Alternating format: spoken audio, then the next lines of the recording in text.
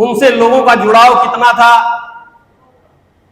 हिंदुत्व की बात रही हो, राष्ट्र के या मान सम्मान की बात रही हो, गौ माता के संरक्षण संवर्धन की बात रही हो। मैं उस समय इंटर में था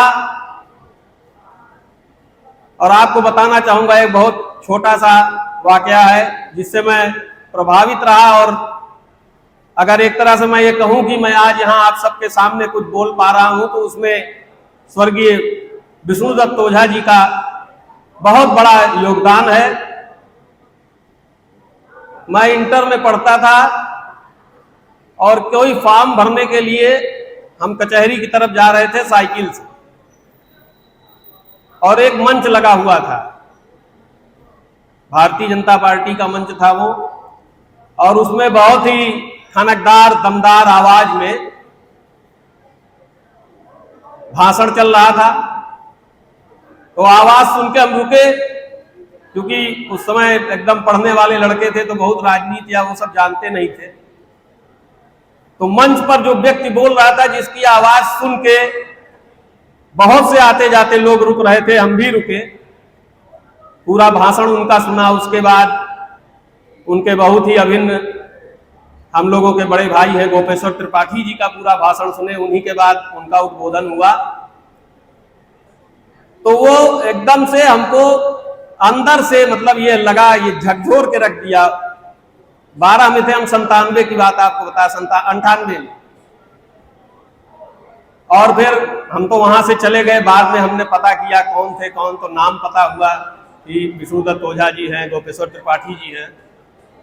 लेकिन हमारा कभी राजनीति में आने का उस समय कोई इरादा नहीं था। उसके बाद हम ग्रेजुएशन करने चले गए। ग्रेजुएशन करने के बाद जब कभी सार्वजनिक जीवन में और राजनीतिक जीवन में आने का मन हुआ तो उस उद्बोधन से जो हमको प्रेरणा मिली, उसी ने हमको भारतीय जनता पार्टी से लाकर जोड़ा। और मुझे याद है वो दिन जिस दिन आपके साथ यह घटना हुई। 3 दिन पहले हमारा गांव गोड़िया मोहल्ला है, कांवड़ यात्रा निकलती थी, और हमारे मोहल्ले में जो सब लोग कांवड़िया वाले जाते हैं यहाँ से, वो हमारे मोहल्ले के लोग एक दिन पहले निकलते थे। और मुझे अच्छी तरीके से याद है, हम सब लोग पैदल जा रहे थे और भैया यहीं बैठे थे।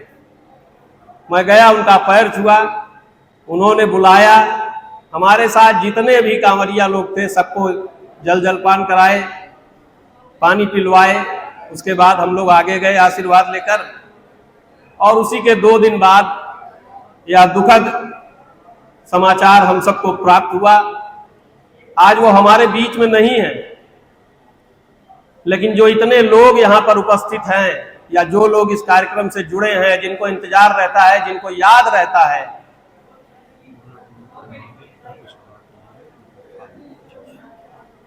जो इस कार्यक्रम का इंतजार करते हैं, जो इस कार्यक्रम से जुड़े रहते हैं, जिनका जुड़ाव स्वर्गीय ओझा जी के प्रति रहता है, यह कार्यक्रम यह साबित करता है कि उन्होंने अपने जीवन में रहकर यही कमाया था।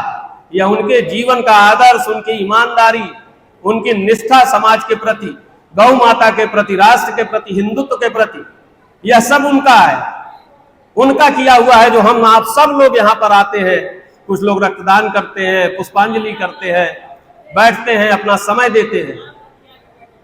नंदीश्वर ओझा जी निमित्त मात्र है, लेकिन सचमुच यह जो हो रहा है, जो यहाँ पर होता है, और जो भविष्य में जब तक हम लोग रहेंगे चलता रहेगा, यह उनकी निष्ठा, उनकी प्रेरणा से ही हो रहा है।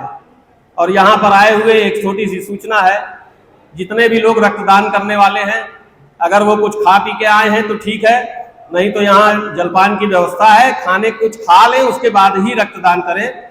और एक बार पुनः अपने हृदय से आप सभी को इस कार्यक्रम से जुड़ने के लिए, जुड़े रहने के लिए, और जो जिनके द्वारा यह कार्यक्रम आयोजित होता है उनको बल प्रदान करने के लिए, उनका मनोबल बढ़ाने के लिए कि वो हर वर्ष यह कार्यक्रम और अच्छे से अच्छा करने का प्रयास करते हैं, उनको भी मैं आप सभी को इस पुण्यतिथि के अवसर पर स्वर्गीय ओझा जी को विनम्र श्रद्धांजलि अर्पित करते हुए आप सभी को बहुत बहुत धन्यवाद।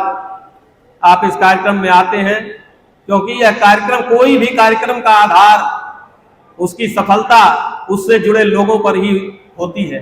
हम बहुत अच्छा मंच लगा दें, बहुत अच्छा संचालन हो, लेकिन लोग यह कार्यक्रम से नहीं जुड़ेंगे तो यह सार्वजनिक कार्यक्रम नहीं रहेगा, या स्वैच्छिक रक्तदान कार्यक्रम नहीं रहेगा। तो इसके लिए आप सभी को बहुत बहुत धन्यवाद, बहुत बहुत धन्यवाद।